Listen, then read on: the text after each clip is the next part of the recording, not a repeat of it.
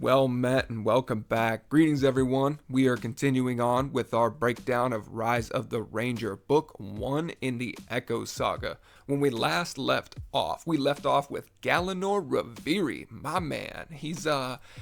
You're just meeting this character, but he definitely grew on me over time. I typically don't like Elven characters. I really don't. I'm not the guy to like the Legolases and all these other. It's just something about a character that is too slick to fail. I don't like that kind of vibe, but I do like Galanor. He is not the same as the other elves. In fact, all the elves in the Echo Saga are slightly different than your mainstream elf.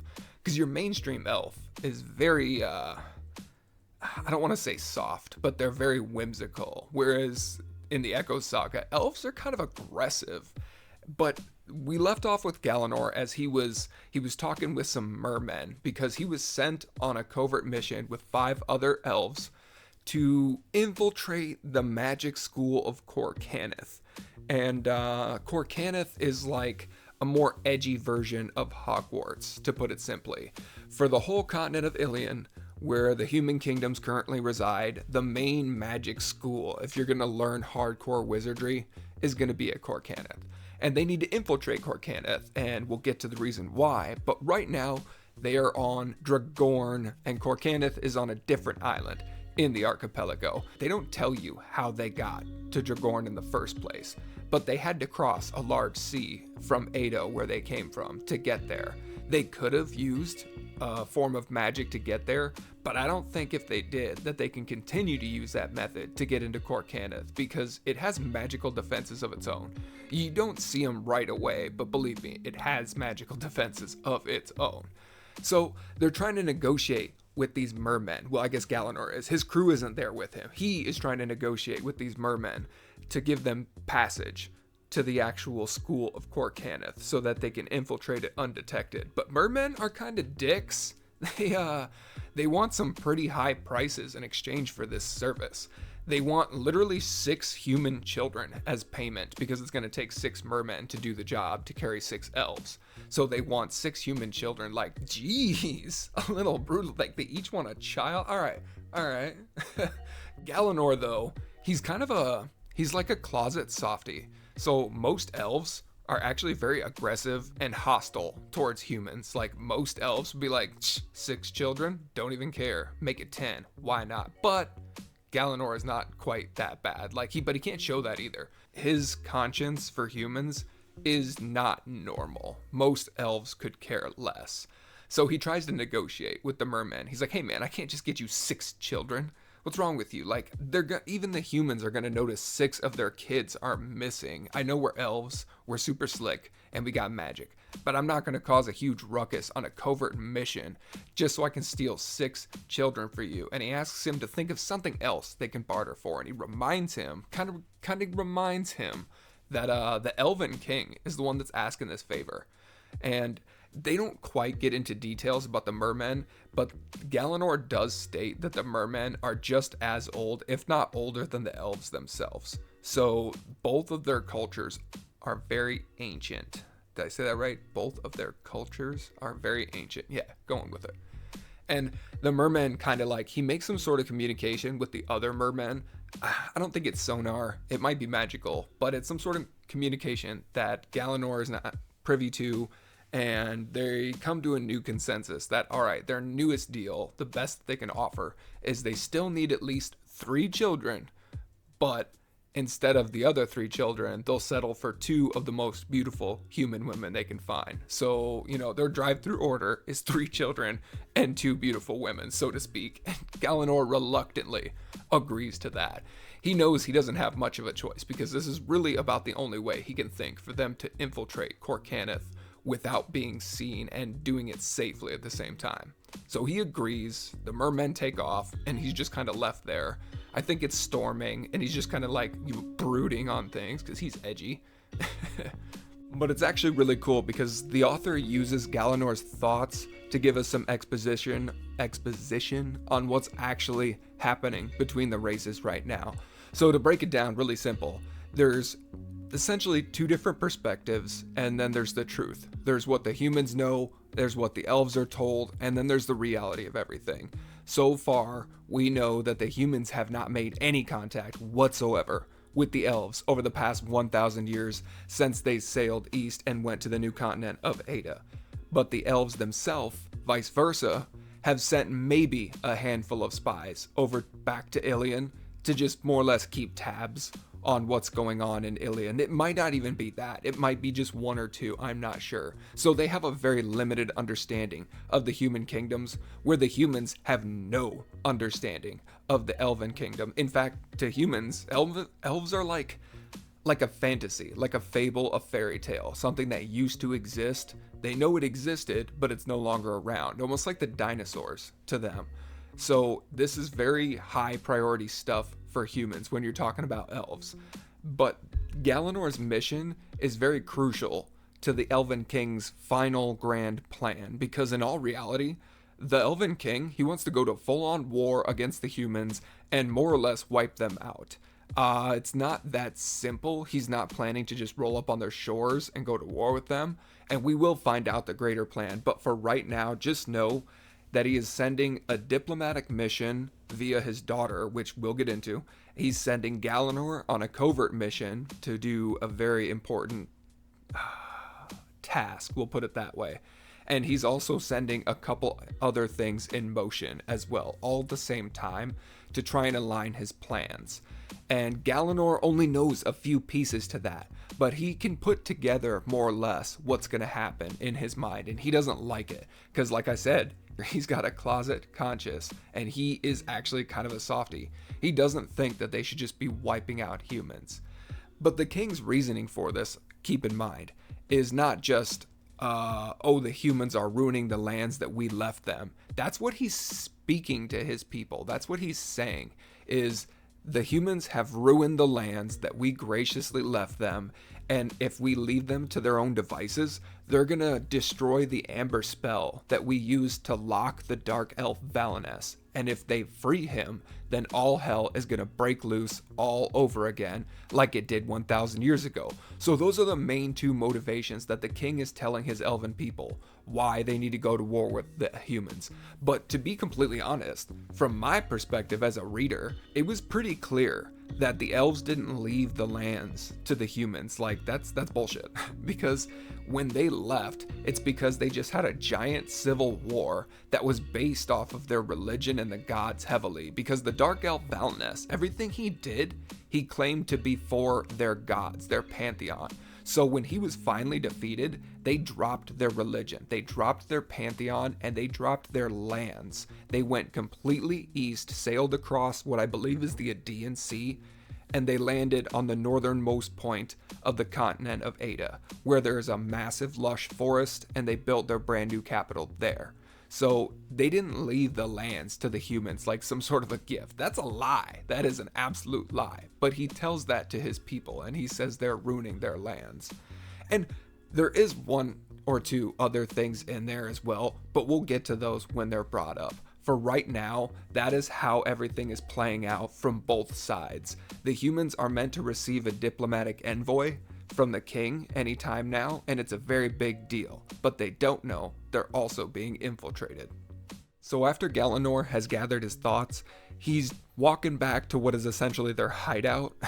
It's really just like a shitty apartment in the slums of Dragorn, and when he gets back there, there's a couple of his companions there, but you can tell they've been out and about doing things. They got like their cloaks and whatnot on, and I think one of them is still out missing, but you can tell they just hate it there, because in the Elven lands, everything is like beautifully handcrafted, everything is clean, everything is pristine, and they're living in essentially what is the equivalent to like Gotham City or New York City of middle age Ilion.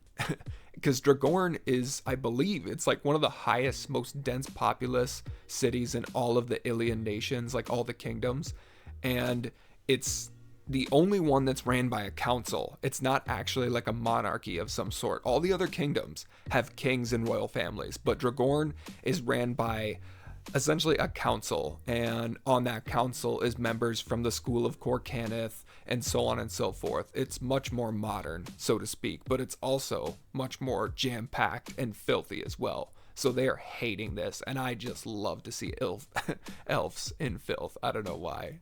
But continuing on, he reports to Lyra, who is, I don't want to say his second in command, but she's definitely all about their mission. She is very zealous in their purpose. So she wants to know, what do we need to do to get the mermen to help us? And he tells her, he's like, yeah, they're going to need 3 human children and 2 beautiful women. And the other elves are kind of like, why do they need women? And they look at each other like, I don't know, I don't care. So, but they're like, all right, whatever, we'll do what we need to do. They don't care at all. Galanor's the only one with a conscience.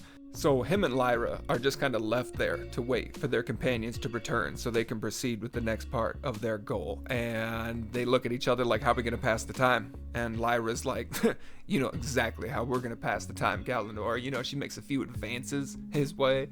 And he looks at her, he's like, I'm promised to another. And she's like, oh yeah, that's what makes this all the better. So they're gonna thread the needle, if you know what I'm saying, while they wait. And we fast forward later on, the rest of the companions get back, and the last one to arrive is an elf by the name of Adamar. Now, to put Adamar quite simply, he's described as the tallest, widest, most barrel-chested elf that ever did live. Like, he's just a big old aggressive jock of an elf. And he also has a super edgy haircut to where he has a shaven head except for 2 long braids. And he comes barreling in, and he acts like he's super irritated because he's been at the brothel all night and he had to pay for 3 human women because they can't handle his elven stamina. And Galanor does not appreciate this at all because Galanor takes this serious. He doesn't even want to do this mission, but he has to do this mission, and he has to do this mission perfect. And then he's got Adamar over here just dicking around and fucking shit up, and that's not cool. So in the middle of Adamar's like boasting, Galanor cuts him off. He's like, what were you doing? Why you wasting our money? And when was the last time you cast an illusion spell to hide your elven ears and appear as human? And Adamar messes up because he gives Galanor lip. He decides he's gonna cock off to Galanor, which I think he gets, 1 sentence out before Galanor leaps across the room like lightning, strikes Adamar straight in the throat, which cuts off his excuses right then and there. Then 1 more strike to his kidney, I believe it is, which takes his breath away. And then he does a final strike to the inner knee, and that puts him straight to the ground in a subservient bowing position. And he all does this strategically to avoid breaking any bones because he states that he still needs Adamar to be useful. And Adamar normally would never take this from anybody in his society. Where he comes from, he would instantly just kill anybody who did that to him. But you get a little bit of knowledge on Galanor here. Turns out our man Galanor is a bit of a known badass. His father, his noble house father, apparently raised Galanor in an extremely brutal and cruel fashion, which you find out the details later. But this upbringing has made Galanor an extremely proficient warrior, and you don't want to mess with Galanor. If you know Galanor, you don't want to mess with Galanor. So all the other elves that see this happening, they don't say nothing because they just look at Adamar like he's being an idiot. This is his fault anyways.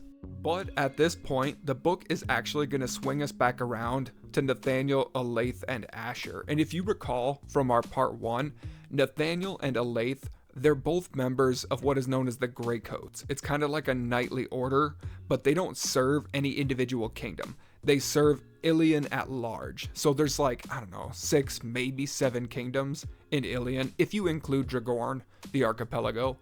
And they don't service any specific one. All the kingdoms have their own military force, their own police, all of that. But the Greycoats are kind of like an in-between. They're supposed to service all the in-between areas, the roads, things like that. And they do work for the individual kings on a case-by-case basis, but they are their own individual entity. They don't specifically answer to anybody other than themselves. They have a Lord Marshal who is in charge of their order. But Nathaniel and Elaith were given orders to bring in Asher to King Rengar. He's the king of Alborn. and they thought they had captured him. They thought they had gotten lucky because they stumbled upon Asher when he was heavily drinking at a tavern. But Elaith and Nathaniel sneak up behind him for almost no reason because he just passes out drunk right in front of them before they can even make their move. He's just out cold. So they figured this is an easy win. They're just going to rope him up, they're going to get a room for the night, and they're going to take him to the king in the morning. And everybody's seen this coming. That's not what happens. What happens is the guy that used to be a master assassin is not that easy to capture. I don't know why Nathaniel thought that it was this easy. So just for a second, from the perspective of a reader, Nathaniel was super scared when he got his orders to capture the Asher because he thought it was going to be this impossible task. But yet, when it's seemingly too good to be true, he's like, oh, perfect. No reason to be suspicious at all. That's, for somebody who's supposed to be seasoned and experienced, that's a pretty rookie move. But and he lets Elaith guard Asher all night. And wouldn't you know it, Asher just wakes up in the night. Well, not even wakes up. Turns out the guy wasn't even sleeping. The guy wasn't even drunk because Nightfall, the assassin organization that raised him, also made him slightly immune to alcohol, like resilient to it, to where like brews, ales, things like that aren't going to do anything to this guy. He would need to be downing some heavy liquor for him to really get drunk. So when he sees that the rookie Greycoat is just passed out when she's supposed to be on guard duty, of course he makes his move. He's just simply gets out of his binds because it's easy for him. He sneaks past her and he makes his way downstairs, but he is spotted by the tavern keeper, who is still awake. He's down there washing glasses or doing whatever it is the tavern keepers do at night, and he spots Asher, and he knows this guy is supposed to be in custody. He's seen the Greycoats take him into custody, and he knows he's technically a fugitive, and technically he needs to report this. But we all know he ain't gonna do that. Asher sees his gear, like his two swords, his coat, cloak, whatever you want to call it. He sees all that behind the bar, over by the keeper, and he throws a small coin purse onto the bar counter. And the barkeeper looks at it. He looks at Asher, but he doesn't do anything. So, of course, Asher, he pulls out a second coin purse, and he throws that one on the bar counter. And he says, the first coin purse is for my gear that you got back there. And the second coin purse is so you don't say anything. And when the Greycoats wake up, you're nowhere to be seen to give them information.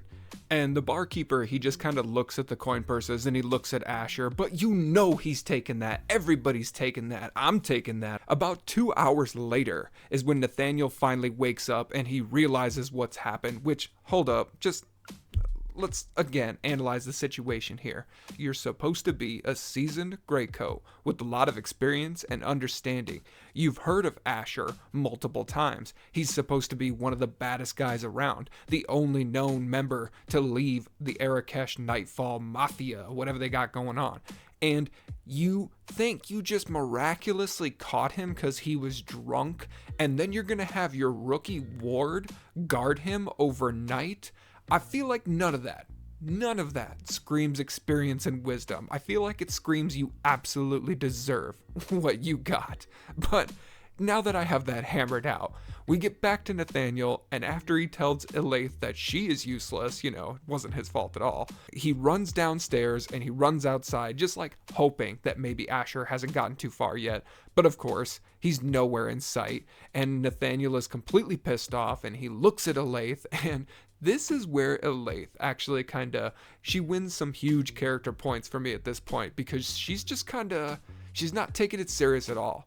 She yawns slowly, she stretches, kind of breathing in the morning air, and just kind of looks around, and Nathaniel is livid. He's like, what is your malfunction? You just let this guy get away, and now you're just taking your sweet time getting up and waking up. And, Elaith, she just kind of looks at him, and she's like, well, he's already gone, so what's the point of getting all worked up? And of course, Nathaniel cannot believe this. He just kind of rolls his eyes and storms off. I believe he storms off because Elaith, she goes off to like a bakery or something like that, and she gets like some pastries or some sort of breakfast food, and she comes back and she finds Nathaniel, and he's still ranting and raving about the whole situation, and she offers him like a pastry, and he looks at her, and I can't remember exactly what he says, but he's like, I can't believe you just went and got breakfast at a time like this. And she's like, well, yeah, it's not really a big deal. I figured we'd get something to eat before we get going.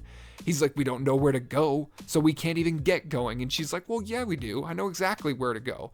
And Nathaniel's like, how do you know where to go? Do you know where he went? Because Nathaniel's been trying to plot this out in his head. Like, well, he couldn't have gone west because of this reason. He wouldn't have gone south because of that reason, so on and so forth. And Elaith, she's just like, well, I know he went east because I asked a local and they said they saw him go east. And Nathaniel, he kind of dumbfounded, and he just looks at Elaith. He's like, you know, this doesn't fix your fuck up, but give me one of them pastries and let's get moving. Like, so they spend the next hours and hours, I want to say. They spend the whole day trying to catch up with Asher because he's got like a 2-hour head start on them. And even if they ride nonstop, it's going to take them all day to catch up with him, which they eventually do. They catch up with him at, I believe, is a river crossing, and it's a river crossing into Alborn. And the guards there aren't letting Asher pass. It looks like he's been arguing with them for the better part of like 15 or 20 minutes, but they're not letting him through. He doesn't have a pass. He doesn't have a seal. He doesn't have anything, and he's not a merchant, so they're not going to let him pass. And he's right about to pull his sword out when he actually sees Nathaniel and Elaith coming up behind him. And what Nathaniel does is he sees immediately the situation here. Asher is being held up because he looks like a criminal. He looks like a sketchy guy. He goes up to the guard and essentially tells the guard that, oh no, it's good. They can let him pass because he's their prisoner. They're actually bringing him to King Rengar personally. And this is another part about Nathaniel that just blows my mind, and I gotta give him stupid points for this one, because the guard argues with Nathaniel. He's like, this guy is not your prisoner. He's been arguing with me for the past 15-20 minutes, and I just now seen you. If he was your prisoner, where have you been this whole time? Plus, look at this guy. He's armed to the teeth. He's got 2 swords, a whole bunch of daggers, and God knows what else. I mean, he's clearly not a prisoner. But Nathaniel earns stupid points because instead of pulling out the piece of paper with like the king's seal on it, he chooses to argue with this guard. He literally, for like 5-10 minutes in the story, like tries to persuade this guard to just let them through and tries to trick him into thinking Asher is some sort of like prisoner. When that clearly doesn't work, he finally pulls out the piece of paper that shows the king's seal and their orders to bring Asher to the king. And the guard sees it and he's like, well, I guess you can pass. Like, what the fuck, Nathaniel? What the hell, man? Why didn't you do that to begin with? Like, and I'm pretty sure Elaith makes some sort of comment about that as well. But regardless, they finally get past the bridge, and Asher actually, instead of trying to like lose them or ditch them, he actually just kind of like starts to travel with them because he was going to Alborn to see the king anyways. Turns out that Asher has known their plan the whole time. Like, when they got their orders from Master Bale, Asher had already read those exact orders. He had snuck into Master Bale's spy house before Asher and Elaith had even showed up in Whistletown, and he had read the orders that essentially said that he was to be captured and brought to King Rengar. And Asher didn't look at this as like a bad thing. Asher was like, well, this is a good thing because I'm a well-known ranger of the wilds. You know, nowadays I'm not an assassin. I'm a ranger. I hunt monsters and I do things for people in exchange for money. So if a king wants to talk to me, he's probably got money that he's gonna pay me for a job. So he thinks he's just gonna he's just gonna go there and accept a job. So instead of traveling with the Greycoats, his plan was to shake them and then just go there on his own anyways, which only got him so far. So instead of shaking them, he's just gonna travel with Nathaniel and Elaith, so that when he gets there, he can see what the king wants to say, and he doesn't have to, evade the Greycoats the whole way there. So that's what's actually currently happening. And Nathaniel, he wants to take Asher into actual custody, take his weapons and put him in cuffs and so on and so forth. But the reality of the situation here is he doesn't outright say it, but he doesn't think he can do it. Like, he knows Asher is an extremely skilled assassin and ranger. This guy can fight multiple groups of enemies at one time. He can take down beasts and monsters, and he has a skill that nobody else knows. He has the assassin skill of the Arakesh, which nobody in the Greycoat Order, to my knowledge, has ever killed an Arakesh. So it's one of those things to where they're old enemies, but it's completely one-sided. So he doesn't think that him and Elaith can actually take this guy into full-on custody, even if they wanted. And Nathaniel doesn't want to endanger Elaith. She's literally like maybe 17 to 19-year-old girl who's, you know, an orphan off the streets of a southern city and just taken into the Greycoat Order. She's just doing what she has to do to get by in life, and he's not looking to end her life on this mission. So they begrudgingly travel together.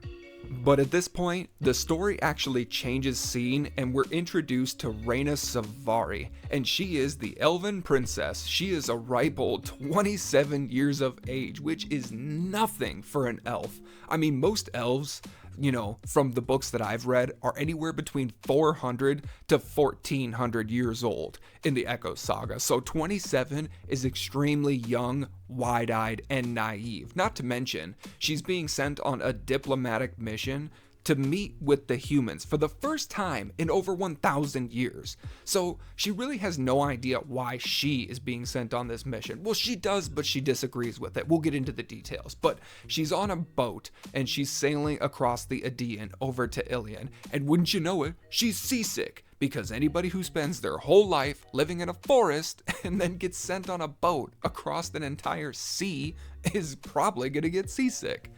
And she's not enjoying this whatsoever. She's not enjoying it at all. And there's another elf there with her by the name of Phelan. And Phelan is like an aunt to her, like a mentor and a protector, but also like a family figure, like an aunt, because Phelan was best friends with Rhaena's mother, the Queen of Elves. And Phelan has been sent with Rhaena as a form of protection. She's sort of like a bodyguard, and along with her is another elf named Morrigan Morgo, and he is less friendly, more of a dick. He is an archmage of an extremely high caliber. He's an extremely old elf, and he comes from a very high family in the hierarchy, so his nose is definitely upturned. And he's also supposed to be Rhaena's magic tutor as well.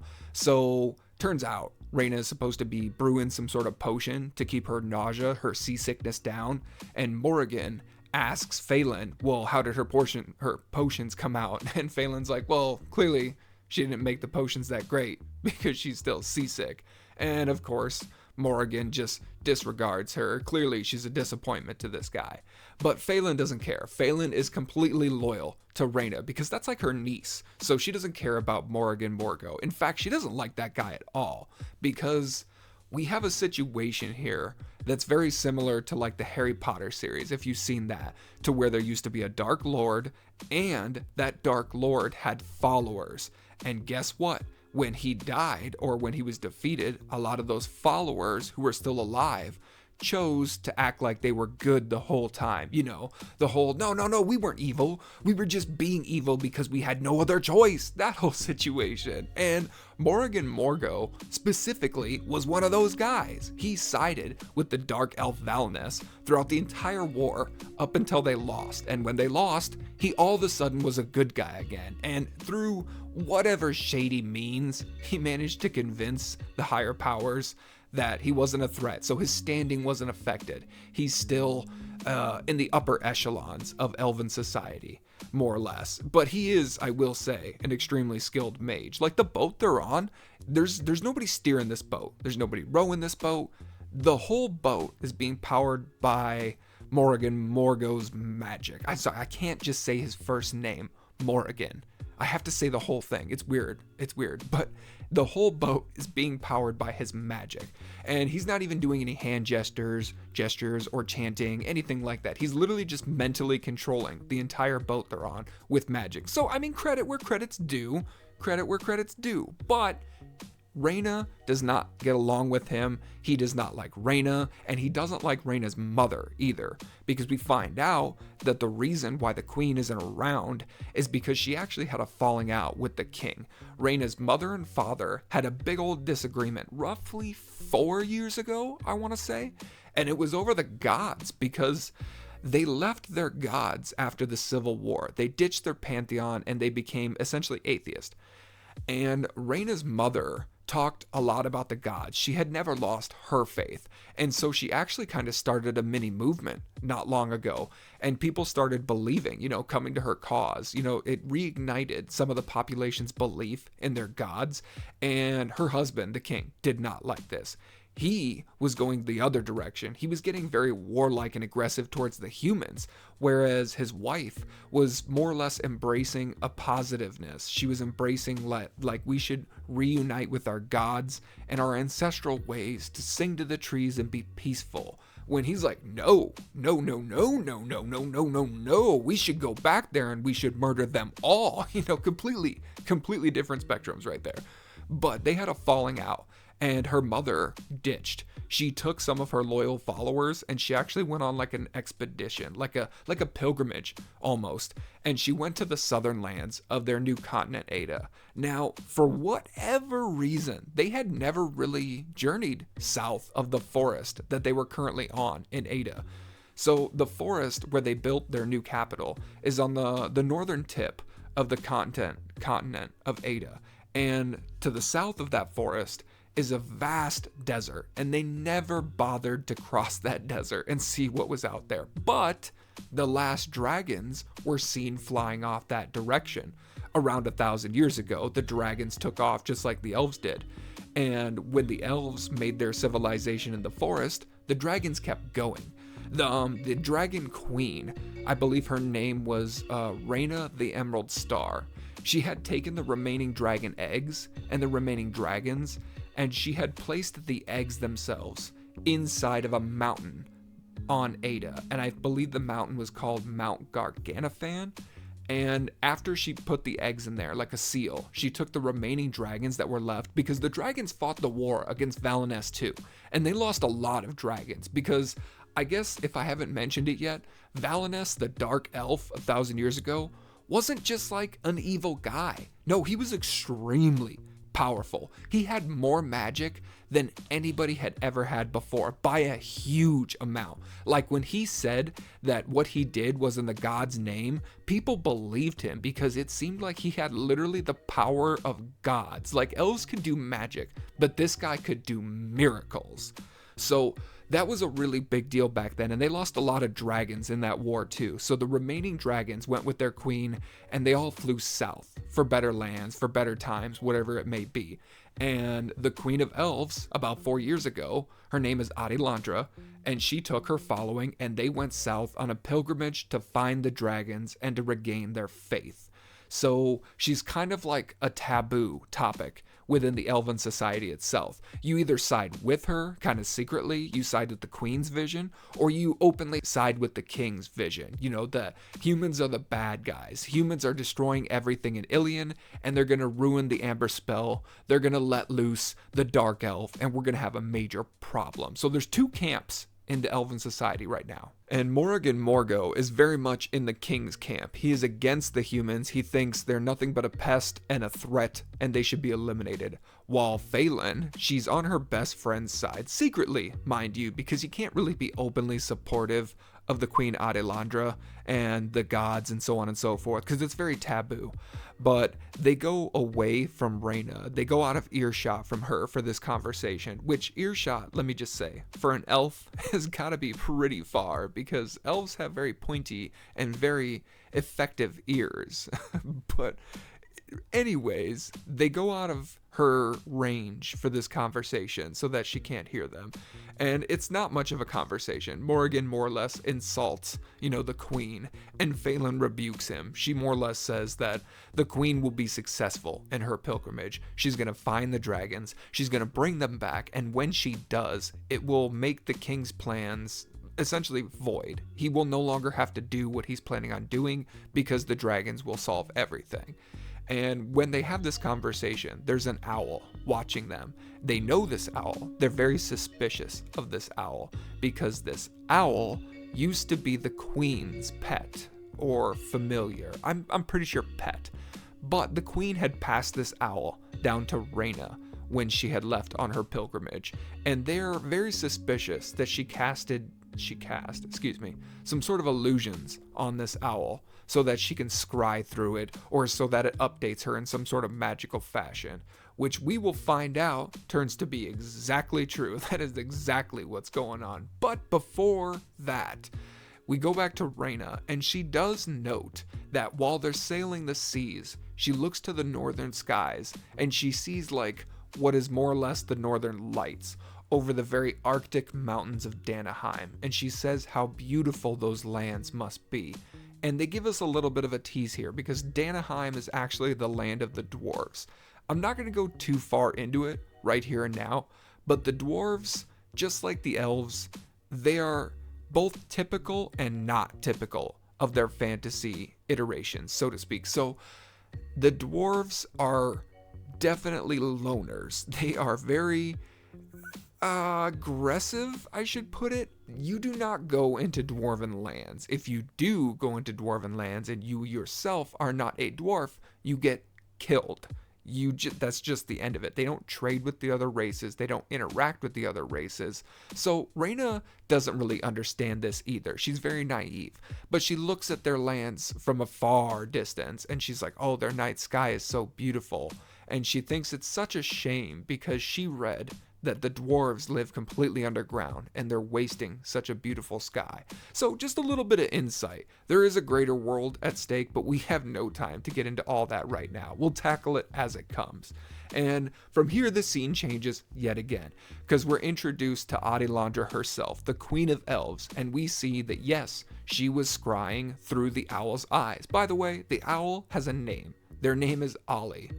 She's looking through Ollie's eyes and she sees and hears everything that's going on with her daughter, and she sees Morrigan Morgo and Phelan having their conversation as well. But she's a little pressed right now because she's actually also being chased by ravenous savages known as the Darkerkin. I believe I'm saying that right.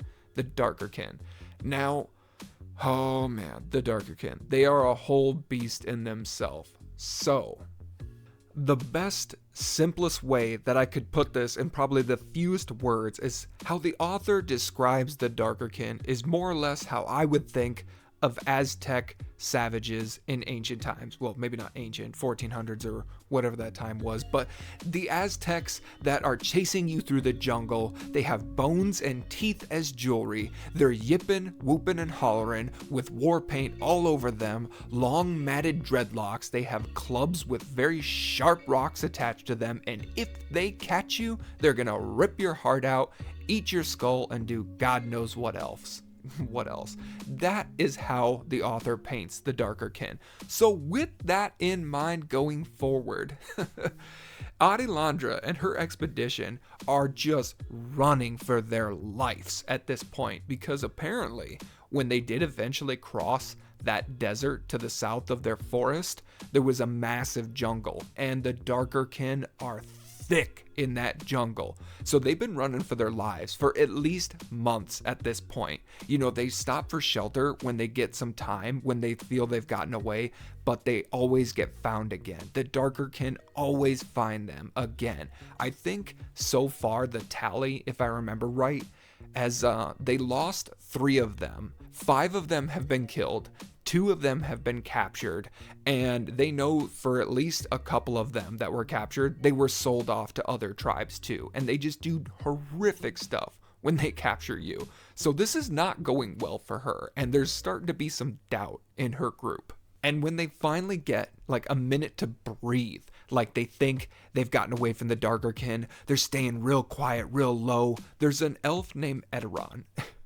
And poor Eteron, because he is fed up, and he starts to vocalize it too. Like, he speaks up. He tells Aandra that this is bullshit. You know, they have not seen no dragons at all. The only thing that they have seen is death. The only thing that they have felt is fear, and they are starting to lose confidence in her pilgrimage, which, credit to her, She tries to be a leader. She tries to pull Edoron in close and explain to him that she remembers Ilion. She remembers the dragons. He might not remember, but she does, and she has faith. He needs to find his faith.